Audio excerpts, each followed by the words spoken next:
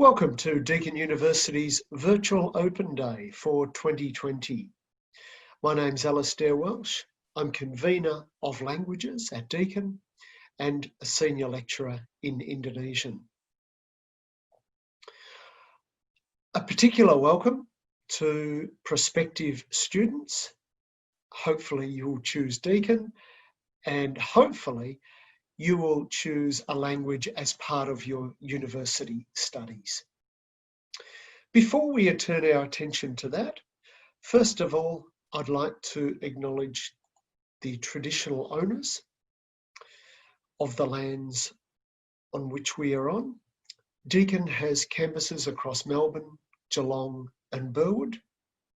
And as such, I'd like to acknowledge the traditional owners of the Kulin Nation and Winjamara peoples.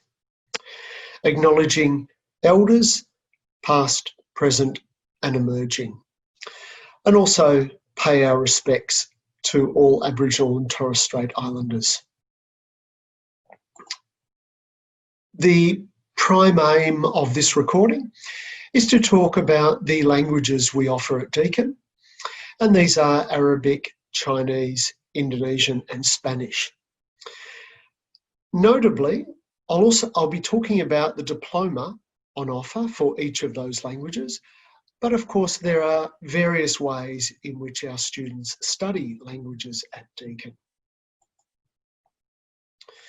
In broader terms, I'll be talking about the value or importance of languages for our students, details of how our students study languages.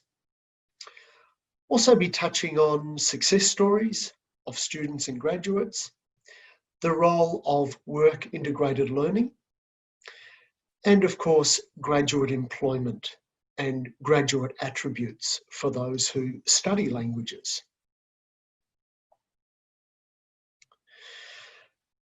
At the end of this session, there'll also be a live Q&A session. So hopefully this will raise some questions which you will have an opportunity to have answered later on. At that live Q&A session, there'll be a convener for each of our 4 languages. So please stay around and see what you can ask, see what you need to find out from this presentation. There are 2 key ways in which our students at Deakin come to study a language, and that is as part of a bachelor degree, whether that be in our faculty as part of the Bachelor of Arts or through other faculties' bachelor degrees. So for example, in the Bachelor of Arts, there are a range of offerings, some tag degrees, for example, where students may be studying public relations, criminology, journalism, amongst others. And so taking language as an elective within that offering. Outside of our faculty, in those same classes, we have students from commerce, law, nursing, engineering, sports science, health sciences. So for us, all of students in the same language class may come from quite diverse backgrounds and diverse degrees that they're actually studying. That in itself makes no difference for us. Students bring that diversity and actually that really enhances the overall learning. Apart from studying a language as part of a bachelor degree, many of our students, and a growing number actually, are studying a language as part of a diploma degree. Sorry, part of a language diploma. So our language diplomas can be taken alongside any Deakin degree.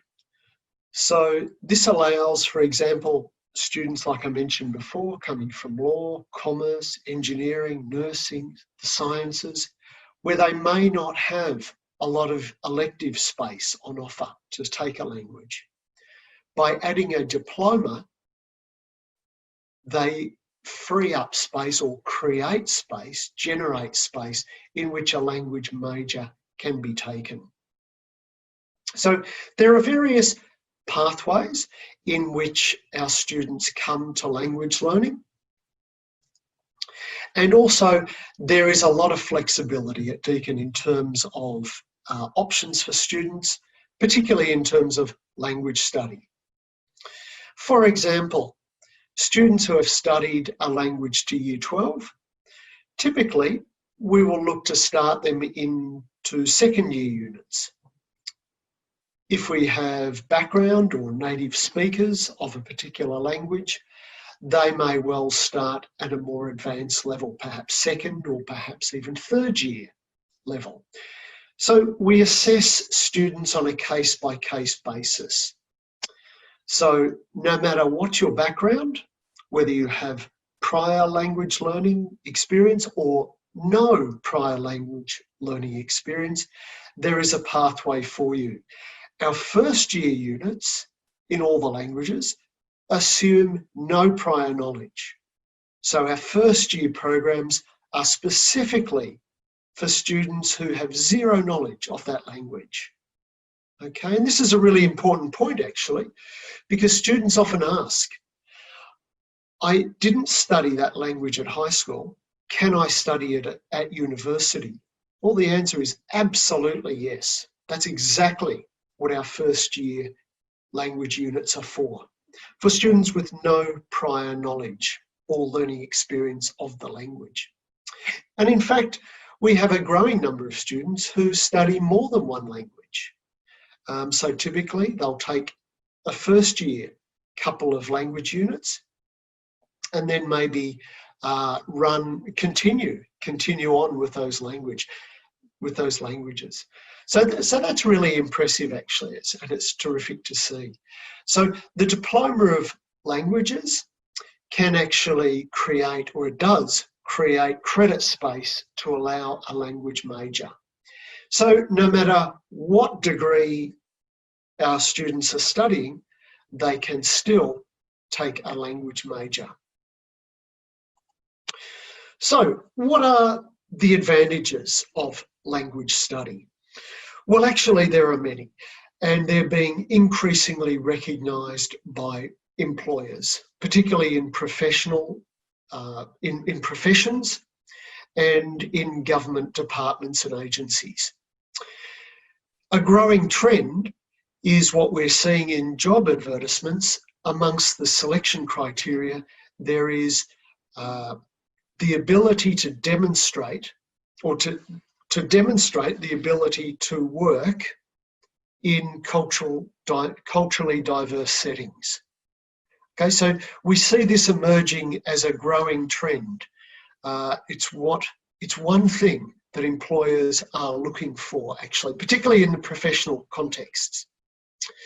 And I guess that's no surprise when we look at cosmopolitan cities like Melbourne and Sydney, for example, and the number of people who speak another language. This is significant actually, and this reflects globalisation. These are global trends. They're also not new.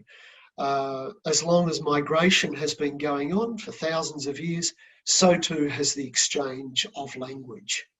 So languages have for thousands of years been important. And most of the world's population are actually multilingual. That is, they speak 3 or more languages. So for many people in Australia, being monolingual, whilst it may well be the norm in Australia, it is not the norm globally. So other advantages of language study. Well, the opportunity to develop communication and interpersonal skills. This is significant actually. And our graduates, one of the first things they have to do is, of course, the job interview. Well, what better way to put communication skills to the test than to do a job interview? So every graduate who is seeking a professional placement certainly will have their dreaded job interview. But with well-developed communication and interpersonal skills, which language learning certainly assists with, job interviews can be something of a challenge, something to look forward to and embrace rather than something to fear. So these are the kinds of attributes that language learning can certainly convey as well and develop. Also, incredible opportunities. Whilst it's somewhat different now in the COVID-19 new world that we're experiencing. Certainly up until last year, our students travelled widely, studied overseas, did overseas internships and so on. I'll come back to that because this is something that we certainly haven't forgotten. And this is something that we need to address actually. And it is something we are addressing. So I'll come back to that shortly. Let's now turn our attention to the diploma in either of our languages. How does it work? Well, actually, a diploma is 8 credit points. That means it's a major. It is done in sequence. So, for example, for students commencing in first year, it has to be done sequentially, first year, second year, third year, for example. So as you would expect. However, as I said earlier, the entry points are quite flexible and we look at those on an individual case-by-case basis, depending on students' backgrounds. Generally speaking, completing a diploma requires 3 years because the language units are done sequentially.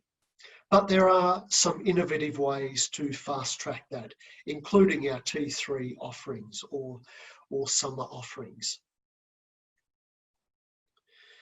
Let's now turn our attention to each of the diplomas. First of all, the Diploma of Arabic, offered at Burwood, Geelong, and in the Cloud. Arabic is most certainly a language of global significance, one of the 6 official languages used by the United Nations. Also incredibly widespread across nations in the Middle East and Africa, with a substantial number of speakers globally. Diploma of Chinese, similarly offered at Burwood and Geelong. Also one of the official languages used by the United Nations and the national or official language of various countries in East Asia, and also certainly used in other countries as well. My experience in Indonesia, for example, certainly demonstrates that Chinese and Arabic are both used widely throughout Southeast Asia, actually. So the applicability, the broader applicability, is sometimes far greater than people expect. And of course, Chinese, a significant global language with a huge number of speakers. The Diploma of Indonesian, also available at Burwood, Geelong or Cloud or online. Indonesian, of course, being the national language of Indonesia, the 4th most populous nation, and Australia's nearest Asian neighbour, very close to our region in Southeast Asia. Indonesian is a Malay dialect, so Malay is also used in Malaysia, Singapore, Brunei, Thailand, and Timor-Leste. So a major language in our region in Southeast Asia.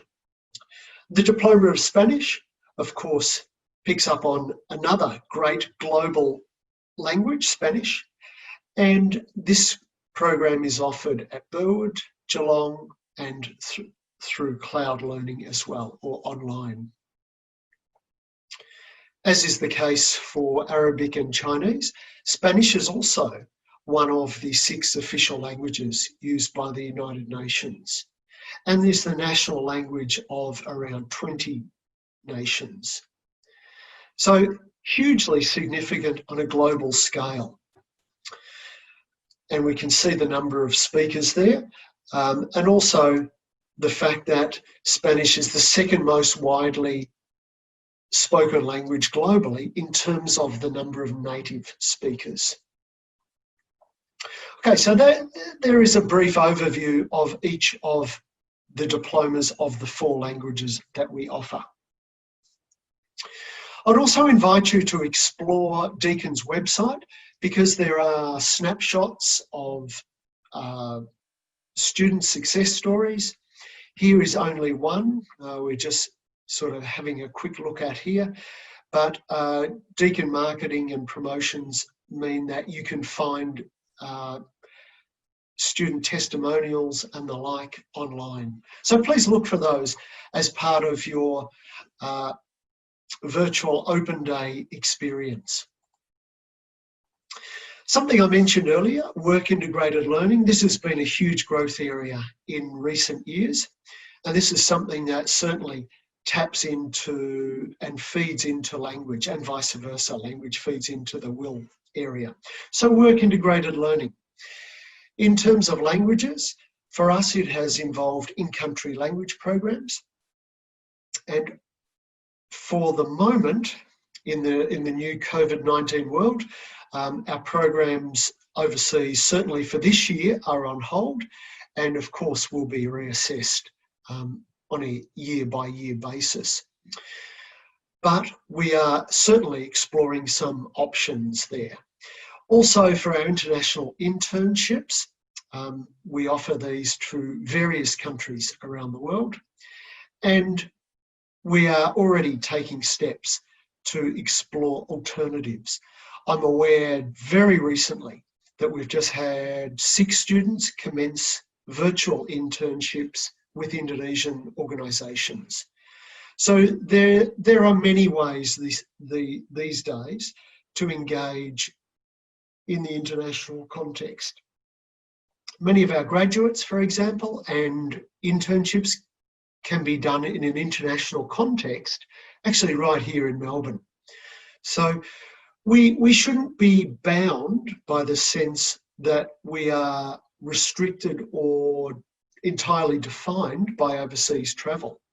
Whilst we certainly miss overseas travel, there are certainly other options. There are other possibilities, and we are certainly, Deakin is certainly exploring and presenting those to our students. In terms of graduate employment outcomes, our students who graduate from languages typically have terrific transferable skills into other areas. So language studies, as I said earlier, developing communication skills, interpersonal skills, these are really prized actually by key employers in the professional areas. And these are just a few areas that come to mind where our graduates have ended up: in diplomacy, defence, intelligence, government, education, commerce and trade, non-government organisations. So these are a broad range of areas. And I would say honestly, whatever field, whatever profession our graduates go into, language learning can be of benefit. And we see this time and time again. We know from past graduates that they have ended up in professional areas where their language studies has been of huge benefit in ways that they could not have foreseen during their undergraduate study. So we know this time and time again. And unfortunately, we often lose track of our graduates. They go out into the big wide world, they move on. Sometimes we catch up by chance meetings, sometimes through professional networks because they're working in a similar field. For me, I've certainly run into graduates that I've taught in Indonesian through networks, through education, through aid and development when I was working with AusAid in Indonesia. I was on an AusAid project where actually there were some graduates, some other Deakin graduates who I'd taught. So my ex-students became my colleagues, which was fantastic. We also have current students working in these fields. So for example, students taking a diploma in language who currently work in defence, who work in government agencies, who work in the field of education, and they're doing a diploma in a particular language because it's a way of professional development, because it's a skill that they've acquired along the way, they've acquired language proficiency along the way, and now wish to get formal recognition for that through a formal qualification. So we know that a language is prized by employers, particularly these days in professional fields. We also know that graduates later on reflect back on the value and the importance of having learned another language, and that it can be useful in unexpected ways, in ways that they could not have foreseen when they were studying. So languages also offer transferable skills. They offer the ability to look at the world somewhat differently. As part of learning another language, we also have the opportunity to look at alternative worldviews. How do native speakers of another language, for example, see particular worldviews, which we know worldviews are cultural constructs. We are enculturated into adopting particular social norms, cultural norms, and worldviews, actually. So how do speakers of other languages see the world differently?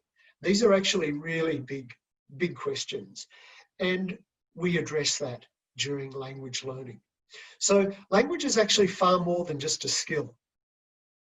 It is far more than just being able to express something in a different code. It is, or enables, insight into truly a different way of thinking. And that is truly rewarding and profound for our learners. Thank you for joining this recording.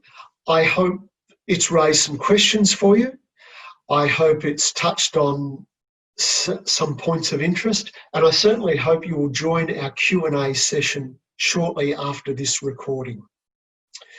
We also, across virtual open days, which are on the 16th and 23rd of August, we also have live chat Q&A sessions operating through text chat online all day. So hopefully you've had the opportunity, or will have the opportunity through our live Q&A session, to connect with a language lecturer, hopefully with a language of your interest, and you'll have the opportunity to raise further questions. Also, search out Deakin's online resources about language diplomas brochure and Bachelor of Arts booklet, and any other information that is of interest. Well, thanks again for joining the session. I wish you well with the open day and all the best for your future pursuits. I trust you will choose Deakin, and I encourage you to choose a language as part of that. Bye for now. Hope to catch up again.